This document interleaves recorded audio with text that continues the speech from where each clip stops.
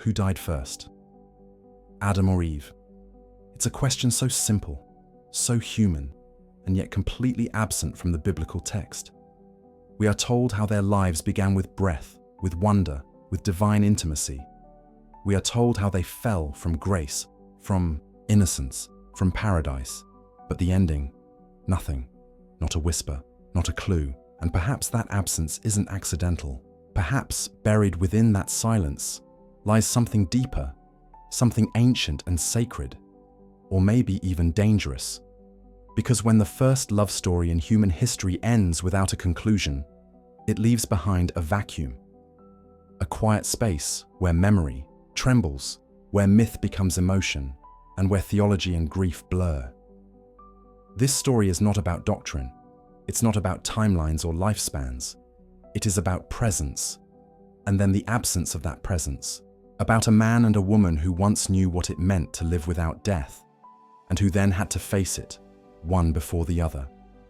We begin not with certainty, but with a shadow. Adam's death is recorded in Genesis 5:5 with clarity and finality. So all the days that Adam lived were 930 years, and he died. And then it moves on. No mourning, no burial, no legacy, but at least we know when he died. Eve. She disappears without a trace. After Genesis 4, her voice is gone. No mention in Adam's genealogies, no closing words, no confirmation of her death, no record of her years. She simply vanishes from the text, like the final page torn from a sacred scroll. Some scholars suggest this is due to the patriarchal lens of ancient storytelling, that the men's lineages were considered worth recording, and the women's were not. But this is Eve. Not just a woman, but the woman. The first breath of divine feminine form, the mother of all life. Her absence feels too deliberate to be accidental, and that's where the questions begin. The canonical Bible may be silent on Eve's death, but the apocryphal texts, the ones buried, banned, or forgotten, are not. In the Book of Jubilees, an ancient Jewish text preserved in the Ethiopian tradition, it is written that Eve died before Adam. The story says she passed peacefully, and Adam mourned her in silence for 6 days before returning to God in gratitude on the 7th. It's a poetic image, Eve's death as the precursor to Adam's end, her silence, followed by his surrender. But then we encounter another story, one far more haunting. In the life of Adam and Eve, also known as the Apocalypse of Moses, Eve is still alive at Adam's death. As he begins to fade, she falls to her knees, pleading with God to let her die alongside him. She cannot bear the thought of being left alone in a world so far from paradise. But God refuses. He tells her she must endure, that her time has not yet come. And so, Adam dies, and Eve remains alone. It's easy to forget that Adam and Eve were not legends to themselves. They were real people, if not in fact, then in experience. They loved, they argued, they bore children and buried them. They carried the unbearable grief of watching one son kill another. They bore the weight of exile, not just from Eden, but from who they used to be. And then, one of them died. Imagine being Adam, burying Eve. The woman who once stood radiant beneath the tree of life. The one whose voice was the first echo in his solitude. The only being on earth who remembered what it was like to hear God's voice without fear. Imagine digging into the dirt with bare hands, laying her body in the earth from which he himself was formed and whispering, as if she could still hear him. You were bone of my bone, flesh of my flesh, and now, dust of my dust. Or imagine being Eve, sitting beside Adam's still body, listening for a breath that no longer comes, her hand resting on his chest, once strong, now still. The man who named her, who blamed her, who walked with her into exile, now gone, and her tears, falling not just for him, but for the garden, for their sons, for the first light they once saw together. What died when the first of them died? It wasn't just a person, it was a witness. When Eve died, Adam lost the only soul who remembered Eden. When Adam died, Eve lost the only voice who spoke the same sacred language. Their bond was more than marriage. It was history. It was memory incarnate. It was two halves of a story that only made sense when spoken together. And that's what makes the mystery of their deaths so profound. Because death, at its core, is separation. And for Adam and Eve, the first true separation wasn't when they left the garden. It was when one of them walked alone for the first time. Alone not just in body, but in memory. The only person on earth who knew what it meant to be more than human. To walk with God in the evening, to hear his footsteps in the grass, to reach for a fruit and change everything. When that person was gone, whichever one it was, the other became a stranger to the world, and maybe even to themselves. There is an old rabbinic story, half forgotten, half feared, that says Eve tried to return to Eden in her final days. Not because she thought she would be welcomed back. She knew the sword still turned. The way was still barred. But even the exiled long for home. The tale goes that Eve, now aged and weary, left her tent one night and wandered alone into the wilderness. Her body may have been frail, but her steps were steady, guided not by reason, but by memory. She walked by starlight, retracing the path she and Adam once took as they were driven eastward from the garden. And then, after days, or perhaps weeks, she found it, the gate, still sealed, still burning, still alive with divine warning. She did not cry. She did not beg to be let in. She simply sat beneath the tree just outside the boundary, where she and Adam had first wept. And there, she closed her eyes and died in silence. Some versions say the angels buried her there, just outside the lost paradise. Others say she vanished, becoming part of the earth itself, her bones hidden beneath the roots of the tree of life she once defied. Is this literal? No. But is it true? In the way myth speaks truth, that facts cannot? Yes. We often think the Bible tells us everything we need to know, but sometimes what it leaves unsaid speaks louder. The fact that Eve's death is omitted may not be an oversight. It might be a warning, or a riddle. It forces us to ask, what is worth remembering? What is sacred enough to preserve? What does it mean when a voice, especially a feminine one, is erased from divine history? Throughout Scripture, we see lineages of men, Seth, Enosh, Methuselah listed with precision. But the women who bore them, mostly unnamed, unknown except for Eve. She was different. She was named by Adam himself. She shall be called woman because she was taken out of man. But later, after the fall, her name is changed. And Adam called his wife's name Eve because she was the mother of all living. Genesis 3:20, a name born from death. She is defined not by her existence, but by her function, not by who she is, but by what she produces. Maybe the silence around her death reflects a deeper discomfort. With Eve, with women, with endings we don't control. Some scholars argue that Eve's death was left out not because it was unimportant, but because it was too sacred. There are moments in Scripture like Moses' burial that are shrouded in divine mystery. No one saw him die. No one knows his grave. He buried him in a valley, but no one knows his burial place to this day.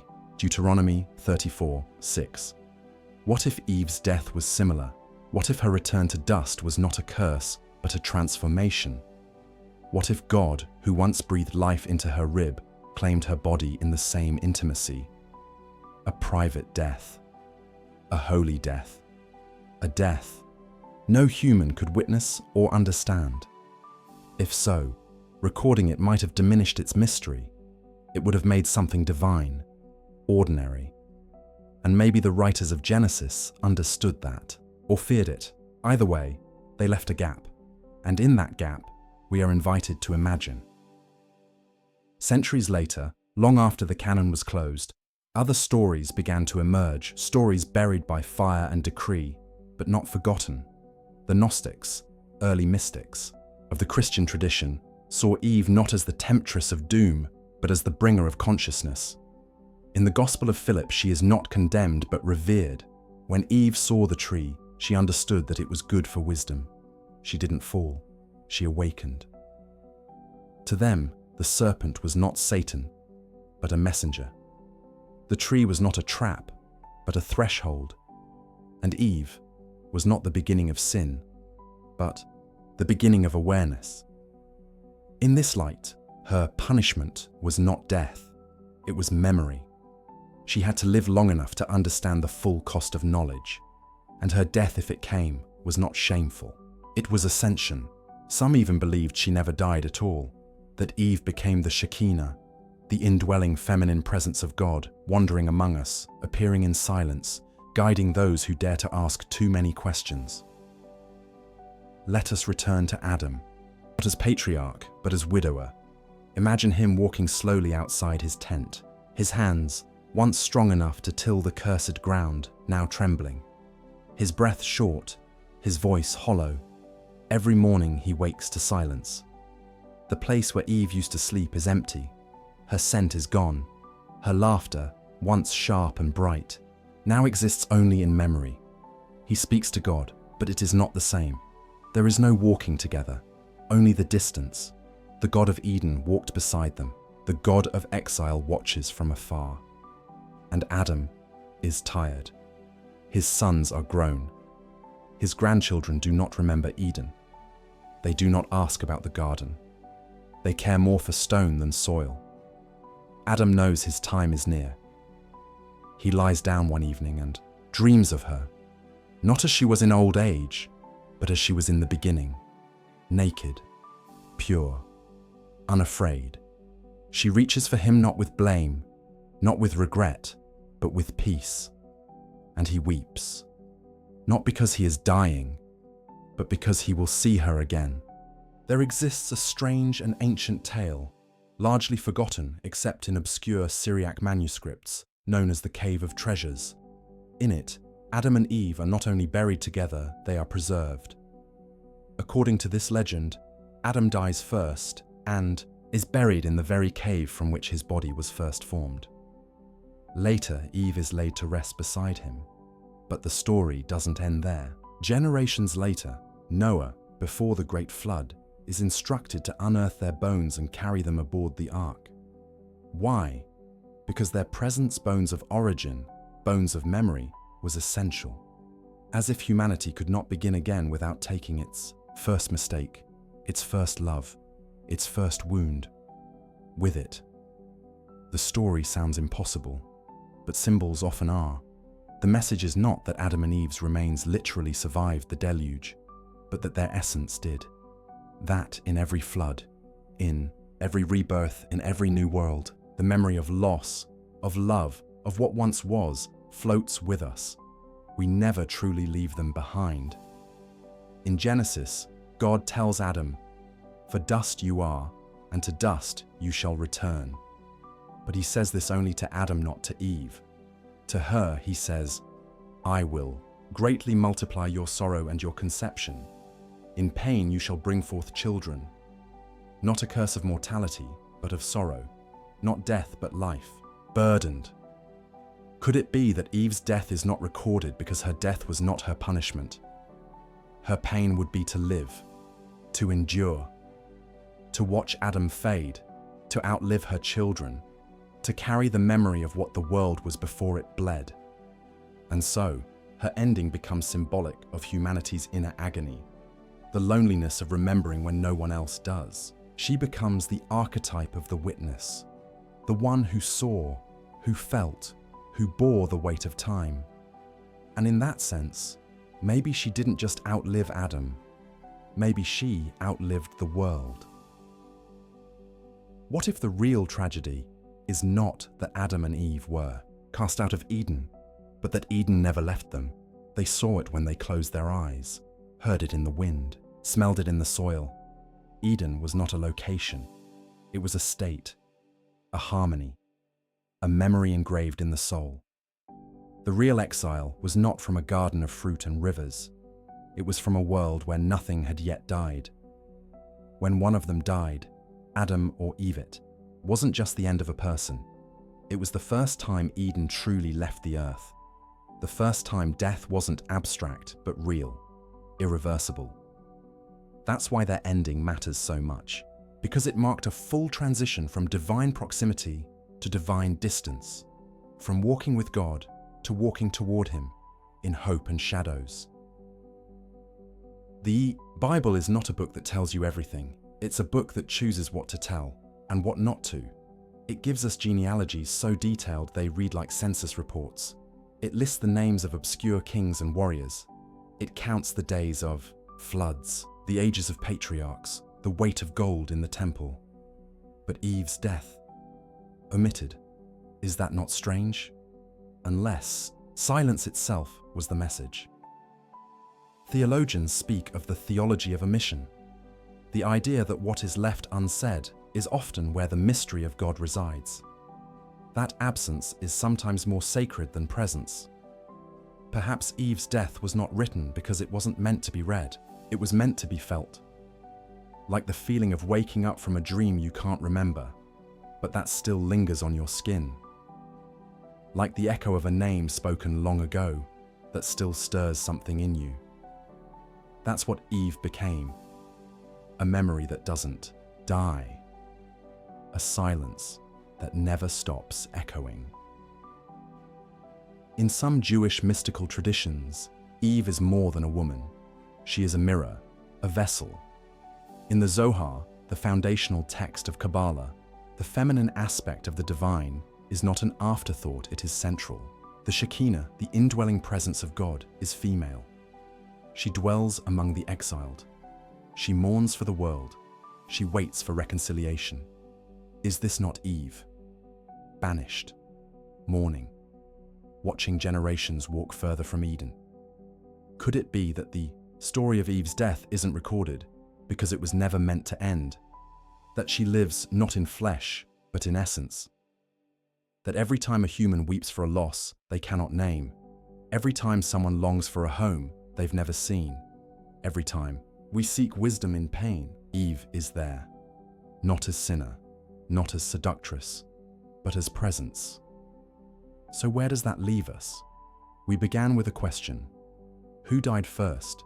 And now we stand in the quiet between the verses, in the space Scripture left untouched.